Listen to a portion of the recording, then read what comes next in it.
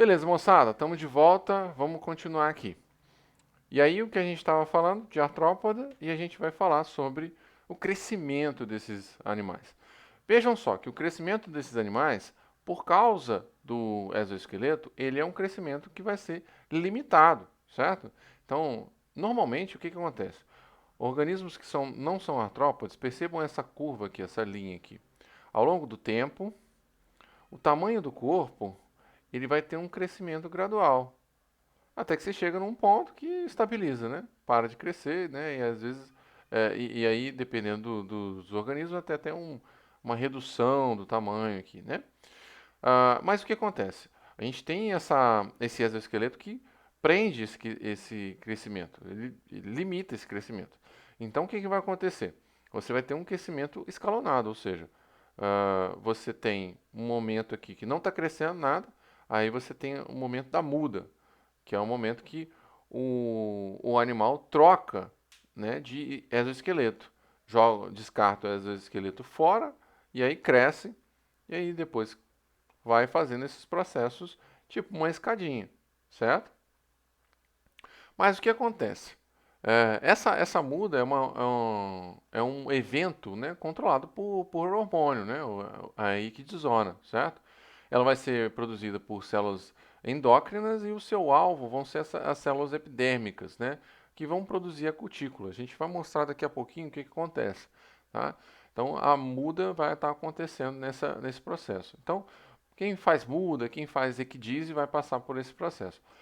A gente já sabe que tem outros organismos que fazem esse processo todo, né? Que passam por equidise, né? A gente já mencionou em outras aulas.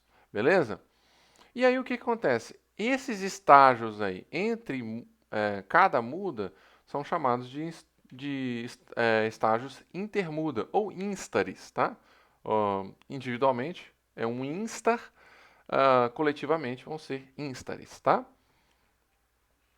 Beleza. Então, quais são os estágios? Os estágios de crescimento vão ser o estágio de intermuda, ou seja, nesse estágio que ah, externamente não está tendo modificação no tamanho do animal, mas há o crescimento dos tecidos dos animais. Então, está tendo um crescimento do tecido e está preenchendo esse corpo aí dentro do animal. A pré-muda é o outro estágio, e aí a gente vai ter a preparação para a muda. Então, os eventos que vão ocorrer para possibilitar que ocorra a muda.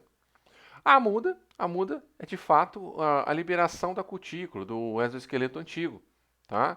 Então a gente deixa esse organismo, ele vai e se livra dessa cutícula velha para conseguir crescer de fato, né? Externamente crescer. Né? E aí esse exoesqueleto velho ele é chamado de exúvia, né? Ou exúvia. Tá? E a gente tem o outro estágio, que é o estágio da pós-muda. Pós-muda vai ser o processo de endurecimento da cutícula. Beleza, eu vou pegar aqui o exemplo do processo de um crustáceo para explicar para vocês. Ele é um pouquinho mais simplificado do que o exemplo lá do crescimento de insetos, né? Mas eu sugiro que vocês deem uma olhada no outro também. Mas eu vou focar nesse daqui porque ele dá uma noção boa do que acontece, tá? Então nós temos aqui intermuda, ou seja, intermuda é um processo em que você não tem crescimento aparente, né, externo, tá? Então, ó, só mostrando para vocês, aqui a gente vai ter a cutícula do crustáceo, certo? Então você tem a epicutícula, exocutícula, endocutícula, tudo isso a gente já falou na outra aula. E embaixo a gente vai ter essa camada de epiderme aqui, né? Você tem uma camada membranosa e uma camada de epiderme. Essa camada aqui que é a responsável por ir produzindo isso daqui tudo, certo? E está tudo conectado aqui com essa camada. Nesse processo, nessa fase aqui, nós temos o crescimento dos tecidos. Então, o animal ele está crescendo internamente ao, a- ao seu exoesqueleto, certo? Processo de pré-muda, né? O início da pré-muda. Você vai ter uma dissolução da camada membranosa, tá? Então, a gente tem aqui essa camada membranosa, não tem essa dissolução. É, a equidizona vai fazer esse processo para ter um processo aqui de quebra aqui e de descolagem aqui da epiderme para a cutícula, certo? E aí no processo da muda, você já tem um processo da formação de uma nova cutícula, tá? Então vai ter isso daqui é importante a gente perceber. Nesse processo de início da pré-muda, há uma reabsorção de vários nutrientes, de várias coisas aqui da cutícula, certo? Ah, e aí a gente também tem, nesse processo aqui da muda, esse processo de reabsorção vai continuando, tá? E aí a gente vai formando essa nova cutícula aqui, né? Essa nova epicutícula e cutícula, tá? E essa cutícula velha, ela já está separada no processo de muda. O animal, o artrópode, ele vai descartar essa muda. Nos eventos de muda, tem várias regiões no exoesqueleto do animal que são linhas de fratura. Essas linhas de fratura são as regiões que vai haver a quebra da cutícula velha para que o organismo, né, o animal, ele se livre, ele se saia dessa cutícula. Dependendo do grupo, vai ser específico, tá? Então, elas são bem específicas. Se vocês pensarem, se vocês já tiverem visto algum vídeo de ah, de uma cigarra, né, saindo da exúvia dela, ela vai sair sempre daquela mesma posiçãozinha. Então, dorsalmente nela vai ter uma linha de fratura que vai abrir e ela vai conseguir sair de lá de dentro, tá? E aí a gente tem o processo da pós-muda. Então, quando chega no processo da pós-muda, o exoesqueleto ele está molinho. Ele está molinho por quê? Porque esse exoesqueleto novo ele tem que permitir aí que que os tecidos eles se acomodem, eles se estiquem, né? Então ele também ele acaba sendo bem maleável, bem molinho, e aí permite que haja esse crescimento aparente do organismo. Só que o que acontece? Se esse organismo ele depende do exoesqueleto para se movimentar, lembra que a musculatura desses organismos está sempre fixada às placas do exoesqueleto. Se ele depende desse exoesqueleto para se movimentar, ele não vai conseguir se movimentar muito bem com o exoesqueleto mole. Então, esse é o momento, né, o momento de muda e pós-muda, é um momento muito vulnerável para esses organismos. E aí eles precisam passar, normalmente eles passam em locais mais protegidos, né, tentam evitar contato com outros animais para não servirem de alimento para os outros animais, tá? E aí, finalizado a pós-muda, né, a gente tem um processo de calcificação e esclerotização aqui em crustáceo. Em inseto vai ser basicamente esclerotização, ou seja, processo de endurecimento desse exoesqueleto. E aí depois a gente volta de novo para um estágio de intermuda. Beleza? Passando agora para o sistema digestivo. O sistema digestivo de artrópodes, ele vai ser bem clássico, né? Bem geral, né? Então a gente vai ter sempre três partes, né? Então a gente tem o estomodeu, o mesêntero e o proctodeu, tá?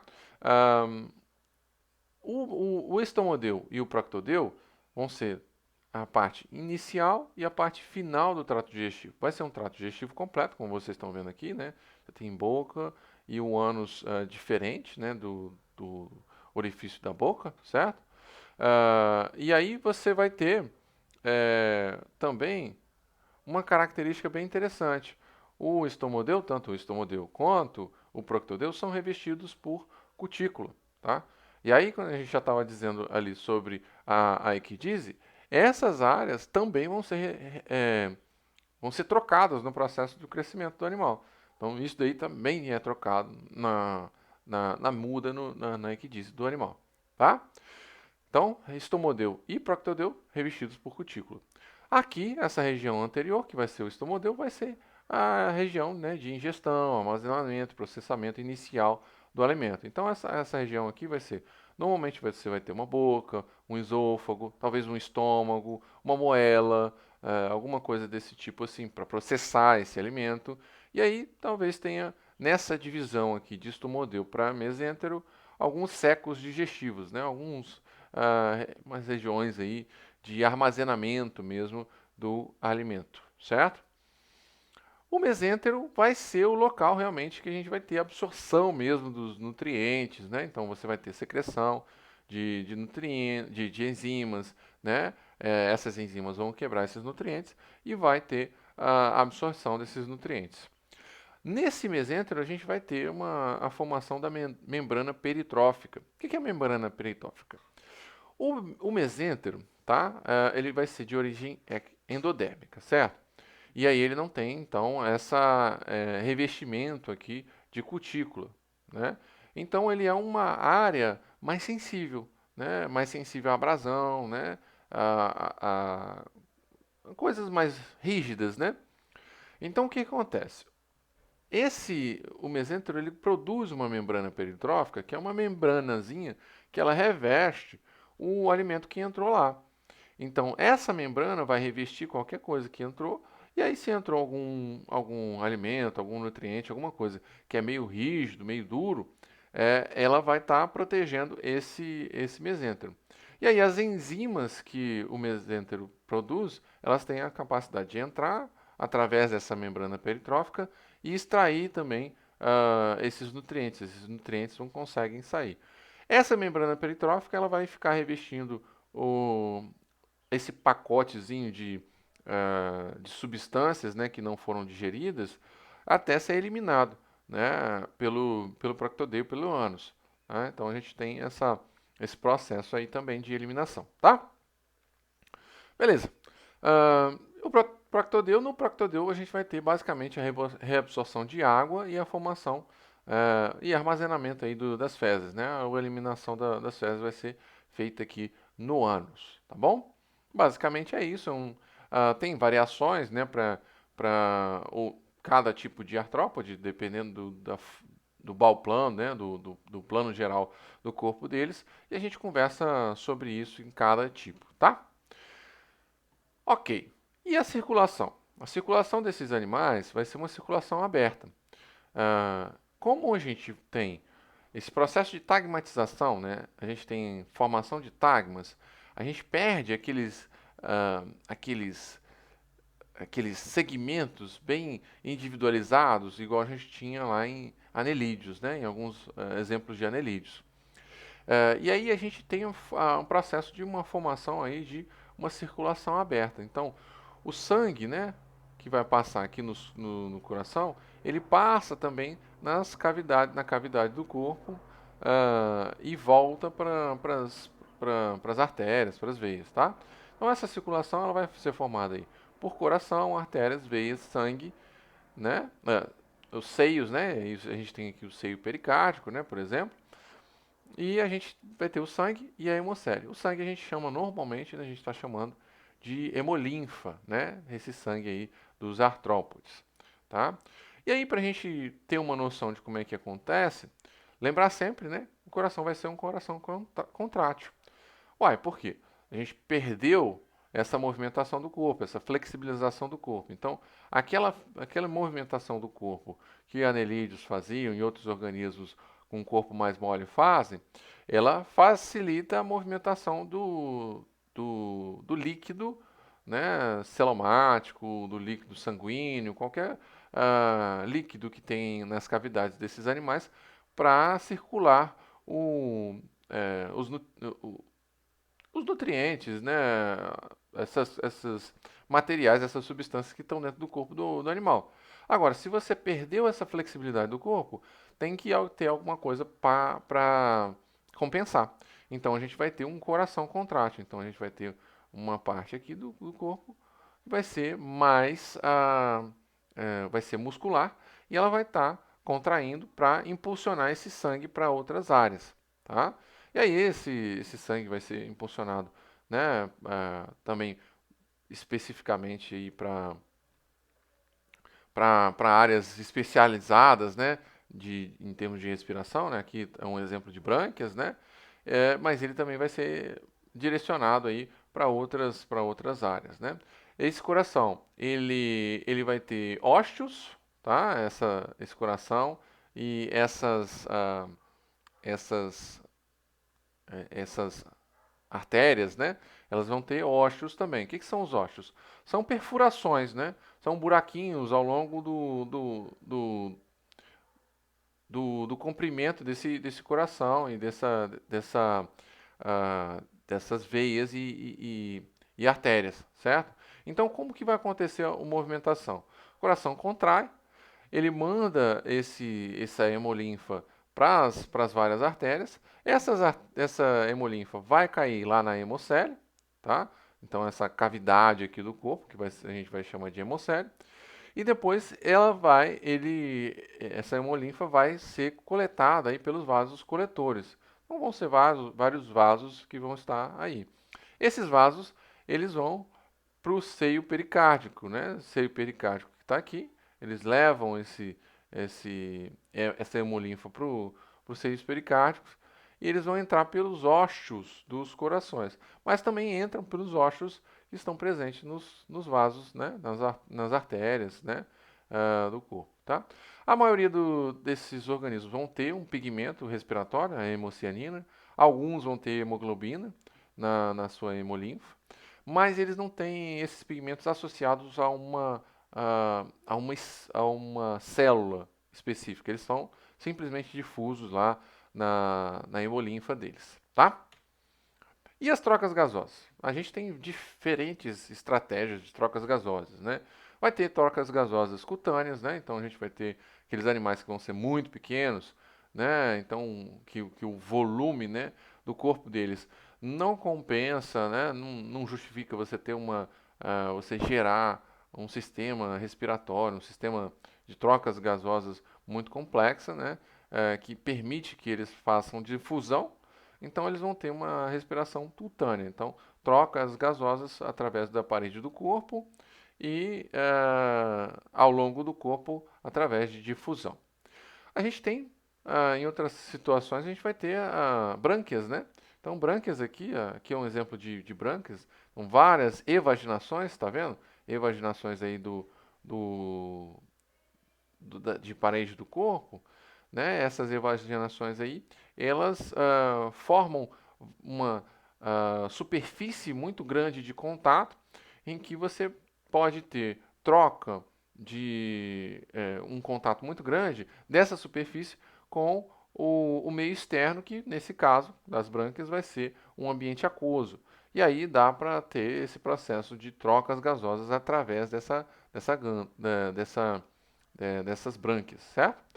Os organismos terrestres, né, os animais terrestres, né, os artrópodes terrestres, por sua vez, eles têm um perigo muito grande de dessecação. Por quê? Porque as trocas gasosas elas precisam de uma superfície úmida para que você tenha uma troca gasosa eficiente. Se for uma superfície seca, não vai ter uma troca gasosa eficiente. Além disso, é necessário que a parede do corpo do animal nessas regiões seja bem fina, para que você permita que o gás ele entre, né, o oxigênio entre e o gás carbônico saia do corpo desses organismos. Então você tem uma região muito vulnerável aí para perder água, né? Então o que acontece? A gente tem estratégias, né, que são muito comum em quelicerados, né, por exemplo, aracnídeos, né, aranha, vão ter pulmões foliáceos, vão ser invaginações da cutícula.